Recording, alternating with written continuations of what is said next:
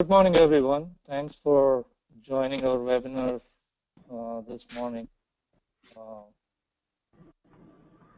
This webinar is on key master data governance trends for 2016-17, and we will be covering the key trends and also have an important case study that we had on execution of MDM in Johnson&johnson.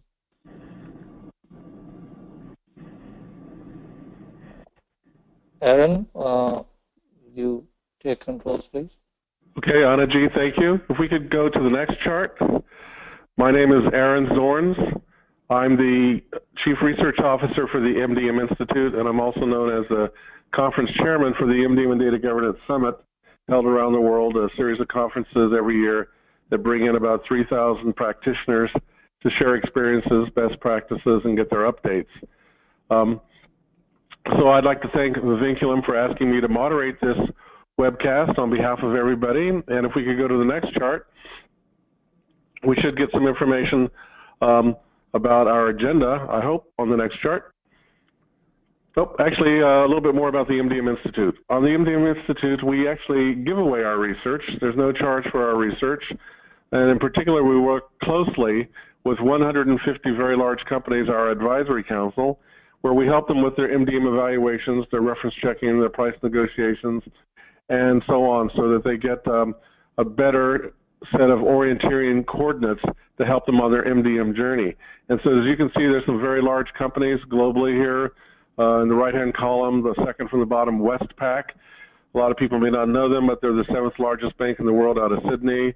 We also do some pro bono work. For example, the first column, 5th one down, Doctors Without Borders, Médecins Sans Frontières, a non-governmental organization that needs that has used our help, and so on.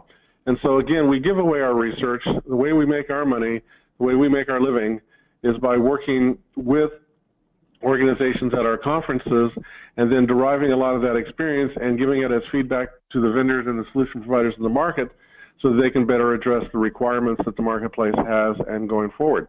So on the next chart, we'll definitely get some insight into today. And the market itself is a very healthy market when we look at master data management.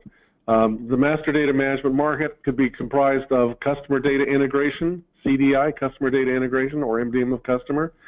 It's about $1 billion software market at the end of this calendar year. And likewise, product information management, or PIM, PIM, is likewise a $1 billion software market. And these are growing about 11% compounded annual growth at this point. But the important note that I'd like to leave here is not that it's a huge market of over $2 billion in software and several $1 billion more in services to stand it up and to do continuity and maintenance, et cetera, on these systems. But the important point is that more than 50% of the installations and of the revenue are from the second and third tier solution providers. That is, there's so much diversity in the marketplace to meet all the different requirements, whether it's for consumer packaged goods or retail or telco or pharma, or whether it's for reference data in a legal risk management application. There are many different horizontal and vertical specialties out there where organizations will take an MDM platform and further enhance it for a particular use case or industry or geography. And so clearly, more than 50%, which means it's a safe bet to go with more than the mega vendors being IBM, Oracle, Informatica, SAP. So it is considered a safe bet to use software other than the mega vendors. Next chart, please. And we should also remind ourselves that there are some macro trends going on in the marketplace. That is, there's extreme consolidation that's been going on for a while, consolidation where the mega vendors have been acquiring best-of-breed capabilities because, as everybody knows, the very large software vendors or IT vendors don't innovate, they acquire. Okay, and then they have the onus, they have the burden of trying to integrate all these piece parts that they buy. And that's how they evolve their product families. So if you look at, for example, IBM, it acquired DWL, a customer data integration capability, then it acquired Initiate Systems, which was a registry-style MDM app, and then they acquired Trigo, which was a best-of-breed product information management, and then Lombardi, business process management, Essential for ETL, et cetera, Validity for name and address cleansing, Systems Resource and Development, SRD, for matching algorithms, and then LAS, Language Analysis Systems, for global naming, identity resolution, et cetera. And so clearly there's a lot of consolidation and acquisition being done by the mega vendors. And at the same time, though, again, to remind ourselves at the bottom thought on this chart is that there's something that we would characterize as a duology, you know, the worshiping of two gods, if you like, and that a lot of organizations will take on the mega vendors product, that is IBM, Informatica, Oracle, SAP, for customer, product, or supplier. That is, that large corporations want to feel safe with their mission-critical domains of customer, product, and supplier, but for everything else, they're happy using yet another product, whether it be a departmental level application for HR, whether it be a location master, a pricing master, a reference data, et cetera. They're very happy using a third-party product for less of a complex footprint, perhaps more of a native cloud implementation, and perhaps just better pricing. Okay, and so they don't want to take on a menagerie of tens of different products, but they're happy to take on 1, 2, or 3 extra products in addition to their prime, their center of gravity, if you want to call it that, COG, center of gravity, or their systems partners. So we do find more than one MDM vendor in the vast, vast majority of our organizations that we work with. And now we're going to continue on the next chart, part 2 of the trends in the marketplace. And on this chart, we're talking about the fact that MDM itself is being commoditized. That is, the ability to cleanse data, to match data from multiple sources and blend it into a single view of X or a golden record, et cetera. That's all pretty much commoditized, as well as this SOA, service-oriented architecture, if you like, web services that do add customer, delete customer, promote or demote customer up and down a hierarchy. This is all pretty standard functionality, as well as modest data stewardship capabilities to govern the onboarding of customers, products, suppliers, citizens, et cetera. So this is pretty standard stuff these days. And so what we find is that the vendors, and in particular the mega vendors, are going vertical and going horizontal to move up the food chain to add value to compete against each other. And so they are becoming more and more specialists. So if you look at, SAP has historically been geared towards manufacturing, and that's their sweet spot. So they're MDG for materials, they're MDG, Master Data Governance for supplier, MDGM for materials. These are all standard apps that a lot of the world uses because of the dominance of SAP. Likewise, Oracle has a lot to do with horizontal apps such as sales, service, and marketing. And so you'll see that their cloud apps rely upon the cloud MDM. IBM likewise has specialized in financial services with their RDM hub, and also for healthcare with patient, provider, and clinical hub, and so on. And so that's a lot of the differentiation that we're seeing going on in the marketplace. Now, furthermore, there's integration among the second and third tier vendors. That is, the second and third tier vendors that came to the market later than IBM, Oracle, SAP, Informatica. These vendors had the benefit of starting from the scratch with, if you like, a clean sheet of paper, a green field, however you want to characterize it. And so they were able to start out with data governance blended into their MDM product.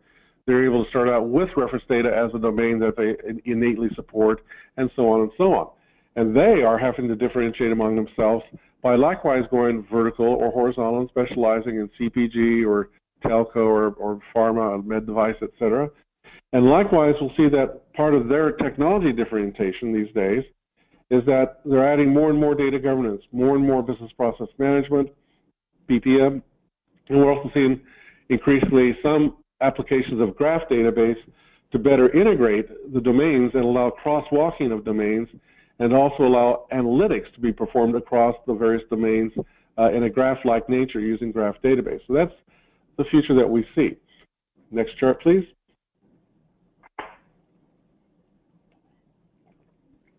And on our next chart, mine's not refreshing here, so I pause a little bit. Okay, here we go. So as an industry analyst organization, part of my credentials is I was one of the founders of the second largest analyst firm in the world, a firm called Meta Group, META Group. For 15 years, I ran the largest practice there for industry analysts, and we sold out to Gartner in 2004. But my training is as an industry analyst for the last 25 plus years. And so As an industry analyst, what any analyst firm will do is take various technology chunks, whether it's client server, web services, data as a service, telco, network, intrusion, cybersecurity, whatever. Take various chunks of technology and further chunk it up, and then have some analysts specialize and look at the use cases, look at the best practices, look at the vendors, look at the solution providers, the consultancies, and help organizations plan their execution and utilization of these very valuable IT technologies. So when we do that as industry analysts, we will chunk it out, and within the MDM Institute, here are 12 areas that we cover, and in particular, we revolve our research around these topics. And today I'm going to give you an overview of data governance, of business process management, and of cloud MDM as it relates to our subject today and our use case of Johnson & Johnson and our sponsor, Vinculum Cloud MDM. So I'm going to bring that all together a little bit by outlining 3 high-level trends in the marketplace as strategic planning assumptions. So next up, next chart, I'm going to start with data governance. And with data governance, what's important to know is that we have a requirement for the creation of the rules to administer how we source and how we manage, that is, how we govern ourselves when it comes to bringing together the multiple data sources that comprise single view of X, whether it's at a departmental level, division level, or enterprise-wide level. And what we're finding is that this is a huge struggle for most organizations, not just because it's political, it's cultural, but also because the software is not quite there.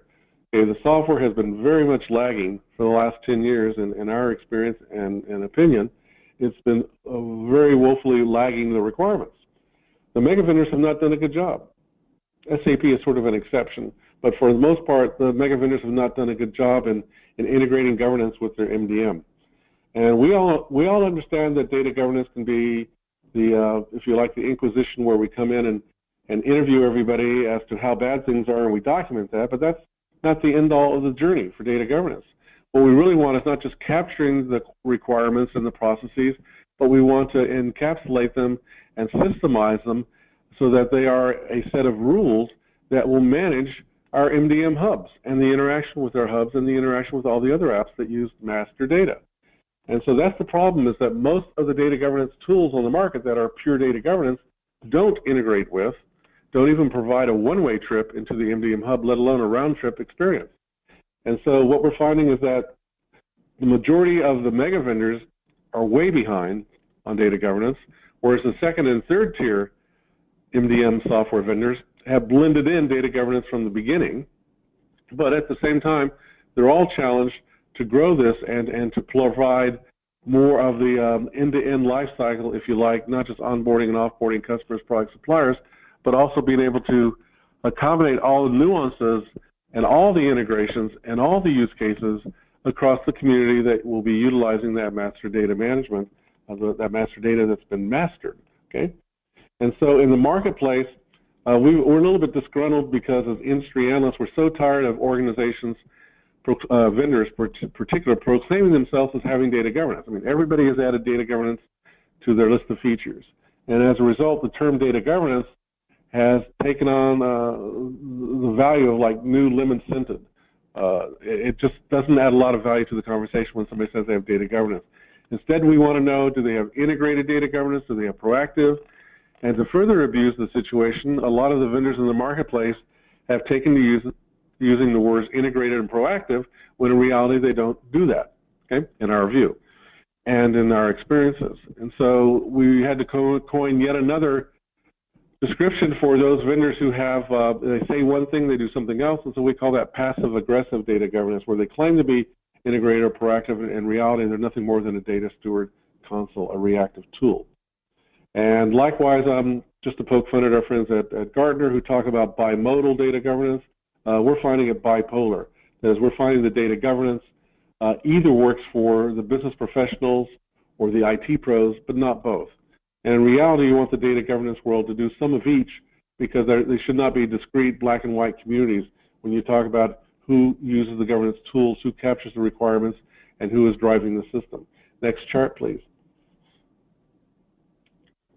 So on the next chart, we're going to talk about the critique that I just gave there somewhat, to summarize it, is that we're finding in the marketplace really light data governance. Light data governance being the fact that a lot of these tools don't do the heavy lifting in terms of the integration.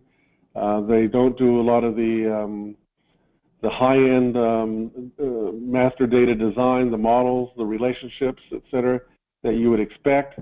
And as a result, they're more appropriate for the BI community than the front office, middle, back office, and the IT pros. We're also finding that a lot of the data governance out there simply doesn't work with the various dominant BPMs. You know, they work with their BPM only and barely at that.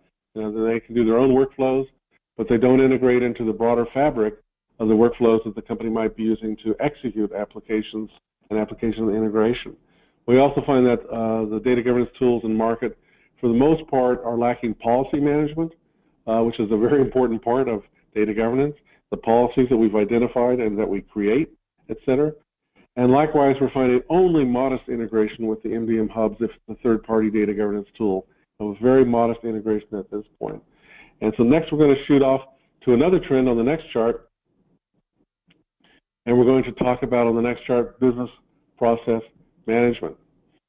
Okay, so business process management, BPM, when we look at the marketplace as industry analysts or as IT procurement people, we're aware that there are master data management vendors and then there are business process management vendors. And at the moment, master data management seems to be, you know, a much larger market in terms of installation base, revenue growth, number of vendors, and all that. But BPM is very important. A good number of organizations will center their IT strategies around business process management. You know, because orchestration of processes, both manual and computer, are hugely important. Human and computer-driven processes are very, very important, you know, as to how we run ourselves as an enterprise. And so these two different worlds have somewhat collided in the sense that the MDM vendors have acquired BPM vendors themselves and integrated it, and or built it out from the get-go. And then likewise, we have the business process management BPM vendors. They likewise have acquired MDM capabilities. Software AG, TIBCO being notable among the BPM vendors that have done that. You know, they've acquired MDM, and they're making that play as part of their family of products. So where is all this going, and why do we care? Well, we just want to remind ourselves that no matter where you go, you got to have both. Okay, no matter where you go, you got to have both business process management and master data management, and you want governance to drive all this, the policies in particular. And so depending upon your orientation, you may go towards a BPM-flavored MDM or an MDM-flavored BPM, but you really want both. On the next chart, we're going to jump off and talk about cloud. And in particular, what we want to remind ourselves about cloud MDM is that, or cloud in general, is that cloud capabilities are supremely important in our lives these days. Not just because we shop at Amazon or because we use eBay to unload stuff or however you want to characterize it, Salesforce to perhaps automate pieces of our company or Workday or whatever. The immense, unlimited, and scalable compute power available through utility computing in the cloud, as well as the architecture of cloud-based apps that allow us to stand up something such that we don't have to install more hardware, more operating systems, and do more maintenance and hire more IT people to caretake all these diverse systems we want to employ in our companies. Instead, being able to contract it as a service, you know, X as a service, that's a wonderful concept. And then likewise, the model of utility computing, the model such that we pay on an operational expense rather than a capital expense, that can be attractive also to organizations. And so cloud, everything has an impact. And so yes, cloud MDM exists, and our sponsor today has, you know, innately built-in cloud capabilities. And this is very important because a lot of organizations, when they evaluate MDM, they want to test drive it, and they cannot install, you know, 3 or 4 different brands of MDM and stand them up along with the hardware and the diverse software they require as underpinnings to test it all. So it's a great way to test drive these in terms of functionality and scalability by test driving it on the cloud. And then likewise, there are a lot of us that have quarterly or seasonal lumps in the road, bumps in the road, where we have to scale up immensely to get through that period. And we need 7 by 24 by 365 type computing power so that we can scale up when we need it, both in terms of storage as well as in terms of compute power. And so such functionality as name and address resolution, these are very important capabilities that can be thrown up into the cloud and executed. On the other hand, you find that a lot of organizations are hesitant to share because legally or risk management-wise, they don't want their customer or citizen data in the cloud, or they're not allowed to do it. They can only do it within their geographic legal jurisdiction, that sort of thing. And so there are some restrictions on how we use cloud and why and where we use it. But in any case, it's important to know that it's an important part of any vendor's roadmap to provide that. And it's also important for any IT organization to have that factored in as part of their procurement evaluation processes and considerations. Okay, so let's head off to the next chart. And in this chart, we're going to remind ourselves that there are a number of options for you to get more information about all the above that we've talked about so far. In particular, my organization runs these MDM and data governance summits around the world. These are the largest gatherings of their kind. The next one is the largest one in the world annually. It's held in New York City. It will take place November 8th, 9th, and 10th. Yes, November 8th is Election Day. That day we have a bunch of workshops and tutorials. And then that's Tuesday, November 8th. And then November 9 and 10, we have about 500 people convening and getting their latest updates on MDM and data governance or getting their orientation if they're first-timers, et cetera. And there are other opportunities as well. London in May, San Francisco July, Sydney July, Tokyo August, and then we hope to be in Shanghai finally October, November. And I just got word that New York City in 2017 will be October 10 through 12. So we're looking at in November, in 2017, October 10 through 12. So there's some other opportunities, as well as, of course, various LinkedIn groups, as well as a huge amount of slideware and YouTube tutorials, plus the vendors themselves and the systems integrators all provide a great amount of use case and case studies that you can find on their websites that further provide. Again, my organization, the MDM Institute, our research is free. So if you plow through our website, use our search engine on our website, you should be able to find information on just about anybody or anything, and there's no charge for that. Okay, so now I'd like to continue and give ourselves an overview of the agenda on the next chart.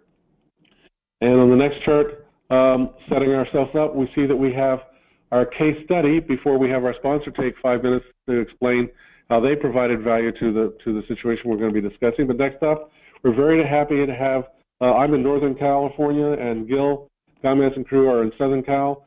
J&J's Advanced Sterilization Products, we're going to hear a case study from Gil where they were able to apply MDM in a supply chain environment.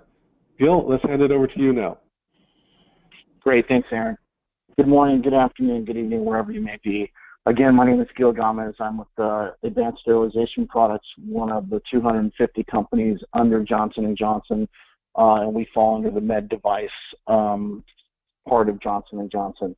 I've served in numerous capacities within supply chain, both from planning as well as procurement, distribution, and logistics. I'm now currently the Master Data and Business Systems Manager for ASP.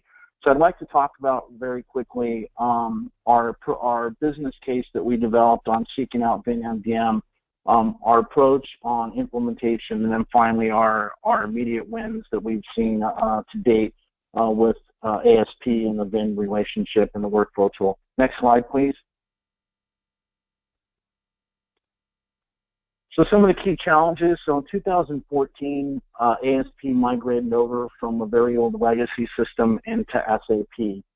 Master data is essentially key to any system from a supply chain perspective, as well as logistics, manufacturing, quality. When we migrated over to SAP, we went from a case where we were essentially only collecting about 25 attributes to be born in our legacy system. And suddenly when we moved to SAP, we found that SAP is very master data focused, very master data hungry, and really required us to collect up in the neighborhood of 200, 250 attributes for master data. And those attributes spread throughout different business units within the organization. So across plan, make, source, deliver, quality, and finance. What we found is long-term it wasn't sustainable. So we developed what I like to call an Excel spreadsheet on steroids, where we had to go out and collect all master data requirements that were required within SAP across all the business units. So this was an Excel-based application or Excel-based Excel spreadsheet that wasn't sustainable over long term. Also was requiring a resource from my team to invest a lot of time to manage this process, and again wasn't sustainable long term. As I talked about, a huge manual effort, quarterbacking this effort across all the business units to collect the data, and also ensuring the data was accurate and the quality of data was important, as this is what keeps us in business to ship to our customers on a daily basis. So this was a huge effort in just coordinating and maintaining this. We had zero visibility to internal and external parties across the region on what we were doing from a master data perspective. Because we serve in a worldwide environment to our customers, real-time information is key for our supply chains around the world to be able to deliver our products to customers. So we had a gap in being able to provide that real-time visibility to our affiliates around the world. We had inadequate mechanisms for tracking and monitoring progress. So as I stated, we had an individual on my team that was really quarterbacking this effort. It was a manual effort to go in and track who was holding up the file, where the file was at the current time, how many more business units had to provide information, and finally get the information to us to the point that we can verify it and then prepare it to be loaded in SAP. So it wasn't sustainable, bottom line. It wasn't, we had to have a mechanism to drive data accuracy and quality, which we weren't finding from a manual operation. So next slide, please.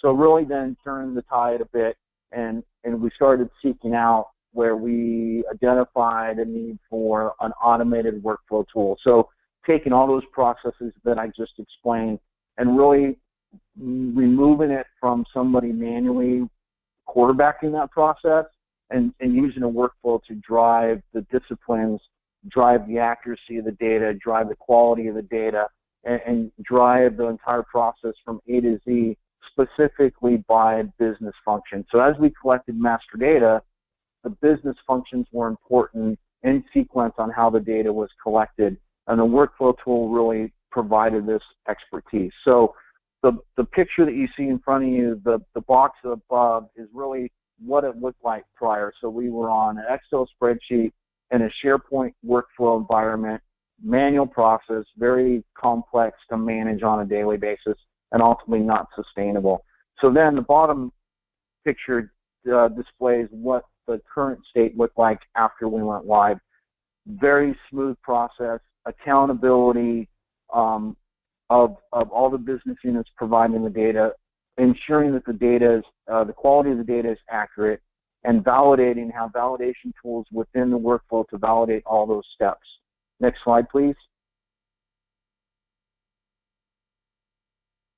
All right, so essentially the solution that we partnered with Vin MDM is we took this spreadsheet and we quickly developed a relationship with Vin MDM team, that it wasn't them coming to us and saying, this is what we have to offer, it's out of the box, it's this is what you get, and that's all you get.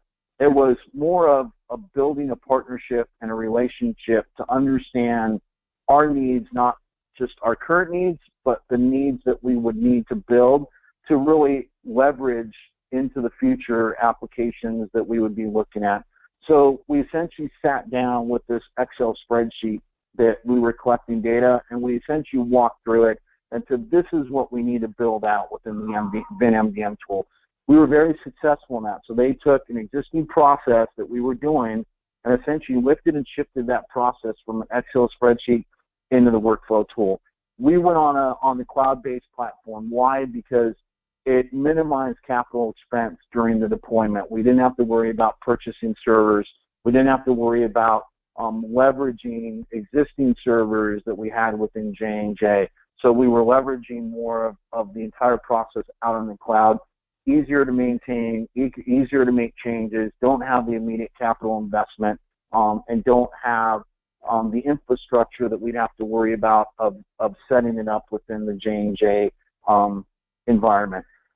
Flexible data governance. So two of the things we also were looking for was data governance. We lacked a structured data governance platform, as well as developing a hub where we were collecting master data that we can leverage in future projects that are highly focused on accuracy master data. We were now building a historical hub that we can go into and pull out any information that we need from a master data perspective. The workflow managed model and support is exactly what we're looking for. It disciplines the business to provide the information. The other thing that we delivered as part of the solution that we lacked previously is we built electronic signature and the workflow tool. So when a business unit, critical business unit such as quality, was providing master data, the master data is only as good as somebody's providing, and we rely on the business to ensure that they're giving us the correct and accurate master data that we need. So now we were driving an additional accountability in the master data by, if you're going to sign the information and you're going to put your signature on the document, it means and confirms that you've done your due diligence to provide the data correctly and efficiently, as well as accurate, and that's the key, the accuracy and the quality of data. So every step within the workflow now had electronic signature of every business unit that required data. It was also structured, or is structured, so every business unit has to require information to move on to the next. As an example, supplier quality needs to provide a set of data attributes that may be important to finance. So finance needs to understand whether a component is coming in for inspection or not. So every business unit was built in sequence. It was built where you can't jump the sequence. So if you have a case where the workflow is hung up in procurement, we have metrics now that we've built around to really understand what is our SLA from start to finish. Where do we have bottlenecks? Who are those resources that are holding up the process in order for us to deliver the products or to deliver the master data within our supply chains in an expedient manner to be able to deliver to our end customers? This was something that didn't exist previously, so we were able to build metrics and now reporting on a regular daily basis on where the workflow is hung up or how fast we're executing to create those parts within our SAP platform. It's configurable, so role-based. We also have capabilities within the workflow. If Johnny is in procurement and Johnny's on vacation, we now can quickly go into the workflow and reassign it to a secondary and tertiary in the workflow, so we're not relying on one person. We have multiple people now within business units that can approve the workflow that's required. Some of the benefits that I talked about previously. So big thing for me was a reduction in a resource. So I was able to take that resource that was investing a lot of time in this manual process and reallocate his time and his efforts and other key master data areas of the business, such as really focusing on MPI. So I was able to quickly shift his allocation time to something else. Reducing cycle time. So previously, we were stuck with understanding from a manual perspective how long it was taking us to get through the entire process. Who was holding it up? We were having to pick up the phone and calling people to find out where we were in the process. Nope, that's behind us now. We have a tool that will provide all those details on where exactly it's held up, and I can now go directly to that business unit and keep the process moving. Again, we have historical data migration, so we've now built this hub where if I have a change order today, I can pull information from that hub. Let's say I'm revising a code and I previously set that up previously. So I can go now to my historical hub and I can run through the process much quicker because I'm pulling already 90% of the data that was essentially set up, and now I'm only changing those attributes that are changed based on the rev level. And so I've been able to speed up the process by tapping in to that historical data migration and helping that process through. consistent material information through all business units. One of the key things that we found was by allowing our affiliates around the world to have real-time data when we set up master data, because everybody's on different ERP systems, everybody's timing is different. The key here for us was to reach out to an affiliate such as somebody in Latin America, the supply chain team in Latin America that's running off of a different ERP system, communicating with them the same time we're creating the master data in our systems. Essentially, we're the headquarters for that master data. We're now giving a notification to those affiliates around the world that have to require to set up the same information in their ERP system. We're now real time. The minute we kick off the process, we're asking them to kick off their process. It's no longer a month later, 2 months later. It's now you're kicking off your process at the same time we are. What we've seen in this is immediate response time, better response time to our customers around the world, because the information now is quicker and readily available. Next slide, please. Okay, and with that, again, our relationship with Vin MDM has been nothing but positive. Very easy company to work with. We've developed and finished, obviously now phase 1, it's been live. We're looking at expanding the capabilities with the workflow now to expand in the other key areas of the business. So we are already talking about potentially phase 2 and phase 3 with the Vinculum team. It has been a great success story for ASP. We've seen wins already within the platform. There's been nothing but a positive relationship between ASP and Vin MDM. So with that, I'll turn it back to the Vin MDM team. Thank you, Gil. This is Aaron Zornes, your moderator. That was great. Looking forward to having you here for the Q&A, the questions and answers, at the last 10 or so minutes of the session today. Next up, we have one of the co-founders and the VP for Retail Solutions at Vinculum, Deepak Singla, who's going to give us an overview of the value add that they bring to this particular situation and these various use cases of master data management. Deepak, let's hand it over to you now. Hi, everyone. Good morning, good afternoon, and good evening, wherever you are. And thank you, Aaron, for a good insight on your market research across industries and the various MDM tools are there. Thank you, Gil, for being on the show today and sharing how MDG from Vinculum helped Johnson&johnson in achieving the global operational governance and that spans across the length and breadth of your organization. We also thank you for choosing Vinculum and Vin MDM for Johnson&johnson and for your feedback that Vin MDM helped in achieving the desired results for your organization. I'm Deepak Singla, one of the co-founders of Vinculum Group, a company incorporated in the US with operations across North America, major centers out of Florida and Arizona. Personally, I've spent more than 2 decades consulting with CPGs, supply chains, multi-channel retail companies, etc., before taking up the Vin MDM initiative at Vinculum about 9 years ago. Through all these years, I've also had the opportunity to see an evolution of MDM before MDM became what it is today. Well, why do you need a master data governance at all? Historically, if you see, data ownerships used to have very little conflict, as most of the responsibilities used to be defined in the enterprise applications itself.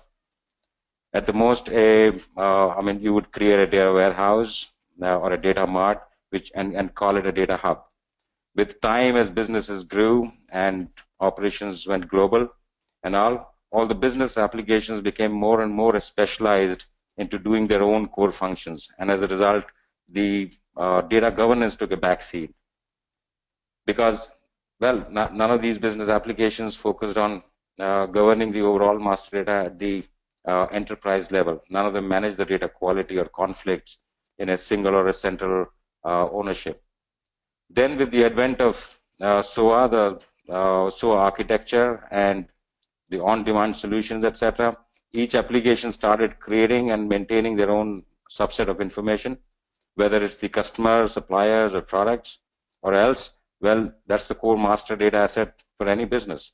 Duplicates, non-standard, unprofiled, incomplete, inconsistent information used to sit in silos in most of the sophisticated, enterprise class systems. Well, you can imagine what happens then. It is after that the data governance as a concept took off and started catching attention, and the industry needed a operational governance at an enterprise level as well as at a project level. Now, in order to bring back the synergy, expertise, the visibility, the guidelines, rules, and most importantly, the ownership, both in the centralized and decentralized environments, we at Vinculum picked up the lead and started working on few strategic data management projects with big enterprises. Slowly, all that experience that we learned from these projects got collated in bringing the Vin MDM to you. As you saw and heard, Johnson&johnson also had all the typical issues of a big enterprise with global operations and multiple divisions and all that, and all the stringent processes and governance requirements. Some special ones like the digitally signed approvals that Gil talked about, and also those 3,052 information security requirements. Well, I mean, not so many of them, but they were quite stringent. And we're glad that Vin MDM passed those tests and became one of the mainstream systems at J&J ASP, helping J&J orchestrate the process, manage the data quality, which is now consistent and available across the enterprise. Well, the key purpose for any MDM initiative like a J&J also is to create a central repository for most critical master data and augment the rest of the enterprise systems in the organization. Functions like BI, analytics, CRMs, the catalogs, etc., making quality information consistent and available across the enterprise. And that's the first thing Vin MDM also does. It then cleanses the existing data, manages the process, instill the required workflow, business rules for the future entries, etc. So that it does not so that it does not go back to the starting point. I mean, if you don't manage or orchestrate the process of future data creation, it'll eventually go back to the starting point, and you'll have to clean it up endlessly. So, next slide, please. What makes Vin MDM a best-of-breed MDM system? Well, the standard MDM features with a multi-vector, multi-domain, multi-tenant environment, and well, it's on the cloud. It's a multi-domain MDM, gives you an integrated view across your products, suppliers, and customers, manages data quality, rules, governance, the RDMs, etc. The real unique prop are its industry-specific intelligence, the rules that it acquired from each of the implementation we did. Specific industries like the CPG or retail. I'm actually referring to the flexi data, which takes care of the design, etc. The multi-hierarchy manager and the catalog management features that we've got. So, how many times have you really struggled with hierarchy level or in a particularly in the middle or towards the bottom of the tree? When you did probably a merger or an acquisition or some other restructuring of your organization, or say a category or a catalog, well, does that sound familiar? Yeah. Well, what Vin MDM does is it maintains all these different hierarchies, your org, sales, catalogs, in-store, divisions, etc., separately in the data hub. And that lets you make as many changes as you like. Of course, the approved ones only go to the repository. Makes life easy. You can merge the orgs, the catalogs, all at the lowest level, and choose the hierarchy you want these to belong to. Same thing in principle for your multiple catalogs as well. Well, you keep them separate, exclusive for the product line to choose the parent. Like these, there are many industry-specific tools inbuilt into MDM. which come in handy during the most difficult mergers and decision-making exercises, which otherwise is painful to do through the conventional ERPs. Yeah. Next slide. So this gives you a quick glance of the special features that we've got in Vin MDM. The solution can be deployed on premise or on cloud, or with an option to buy a enterprise or a monthly subscription license.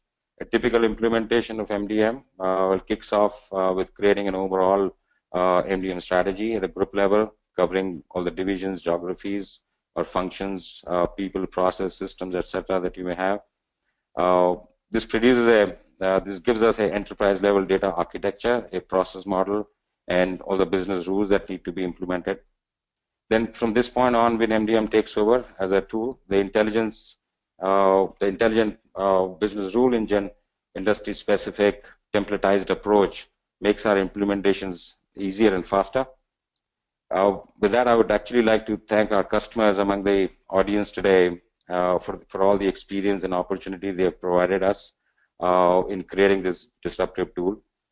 We've all learned these, the business rules from the industry are all kept in the central repository, and they come in handy for a faster implementation.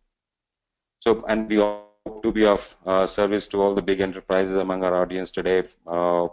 Please feel free to contact us, for a Vin MDM demo or a proof of concept or a consulting, etc. on your MDM strategy, governance, or a PIM requirement. It's fast on the cloud, multi-vector, multi-domain, multi-tenant again. Well, thank you all for your time. I'll pass it back to Aaron to take this further, please. Thank you, Deepak. That was a great overview, and it reinforced what we've been saying here, is that, the second and third tier MDM vendors got it right. They understand the requirement for workflow, for governance, for handling multiple domains out of the box, as opposed to being focused on a single domain. They're truly multi-domain, and so this is all the right level of functionality. The challenge for vendors such as Vinculum is getting their name out in the market, and of course they cannot typically be all things to all people, so you would expect them to specialize in certain industries, geographies, etc., because that's how they would grow the company, and that's what we're seeing, I believe, from Vinculum. So next up, in the last 10 minutes or so, we have a number of questions that have come in, and we've been reviewing them. And we'd like to point out that if we don't get to your question, either myself or the Vinculum team will get back to you by email or phone call to make sure that your question was answered. You can still continue to enter the questions in the Q&A box. But meanwhile, let's start with some of the questions that did come in and are fairly good questions for us to get answered here. One question is for Gil at Advanced Sterilization Products, et cetera, is how is your MDM group structured? So that's a pretty basic question, but an important question for how do we get started? How was your group structured? Yeah, my group's structured, so we have responsibility for all master data for ASP. So I have a data steward and a data analyst, and their responsibility is ensuring all the supply chain master data from start to finish is set up across all of our supply chain systems. So the team's structured on focusing on just product master and all the attributes that are required for product master. Okay, and let me ask, so would you say these are people that had full-time job responsibility as opposed to a part of their, were there people that had the official title of steward or subject matter expert, et cetera? Yes, so these folks are full-time, solely focusing on master data. So it's broken out in a specific product. So I have certain resources working on different product lines, but their titles are focused specifically on master data and setting up master data. Right, and these are not carry-on job titles from pre-master data, before you did MDM, because I mean, if you look at some companies, they have product masters just as a title. These were new job descriptions, job titles that came into play as part of your MDM rollout, right? They had previous titles, but they had additional job responsibilities after the MDM rollout. Okay, great. Next question. Thank you, Gil, on that one. How much consulting is required to stand up the cloud MDM relative to the multi-year efforts with the other mega vendors? If that would be Deepak. How much effort or how much consulting, or Gil could answer that too, but how much consulting is required to stand up the Vinculum Cloud MDM? Hey, you want me to take this up, Aaron? Yeah, Deepak, that'd be good if you could handle that one. All right. So, well, J&J SP happened flat 4 months, so that gives a sense. But then overall, a lot depends on the size of the org, the volume of data, the number of downstream systems, the cleansing requirements, etc. There are many variables, though.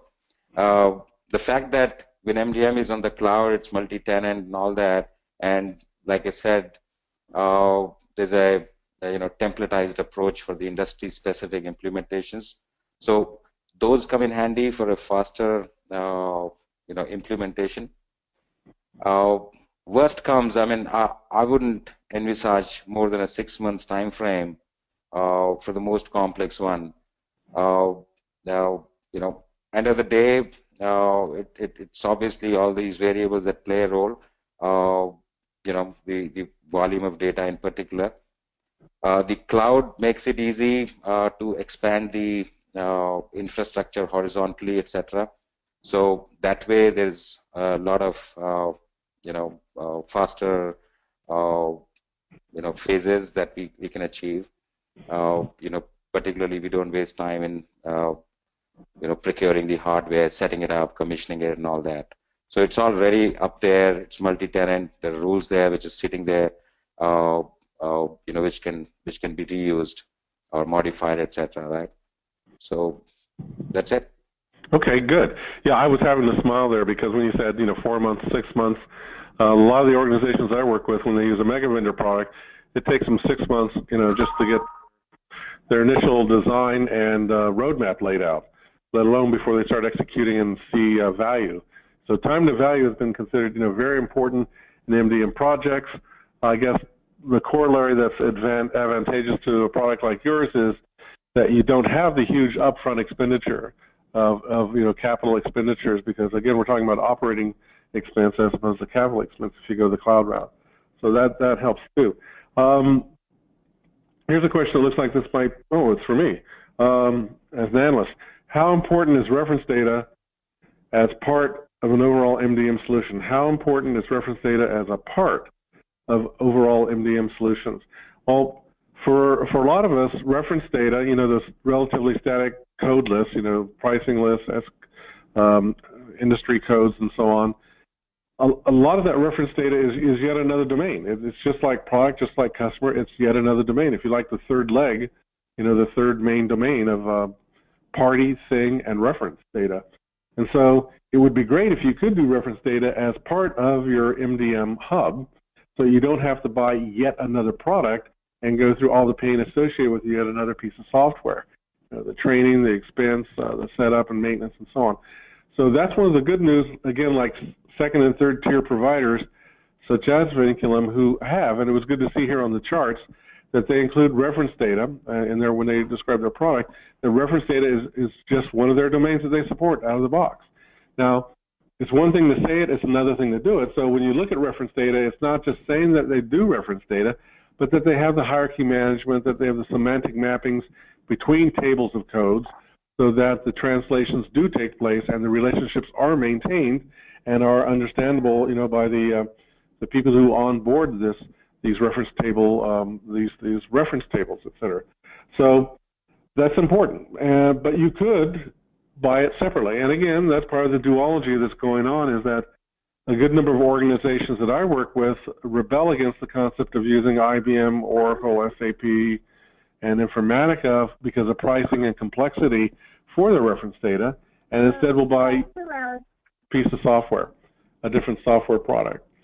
Okay, and so that's my view as an industry analyst. Next up, the next question would be SAP.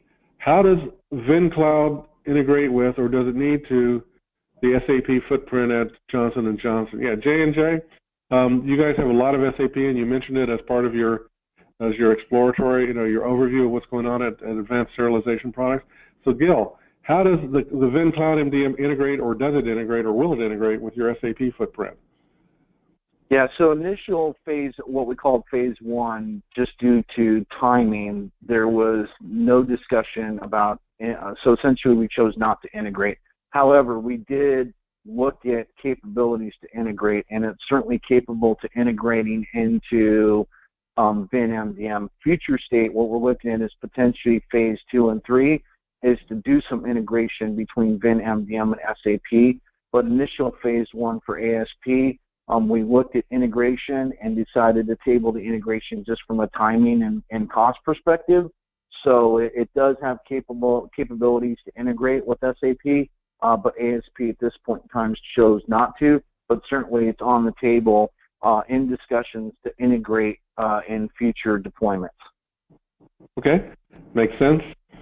One more question as we're going to the final several minutes here for Q&A.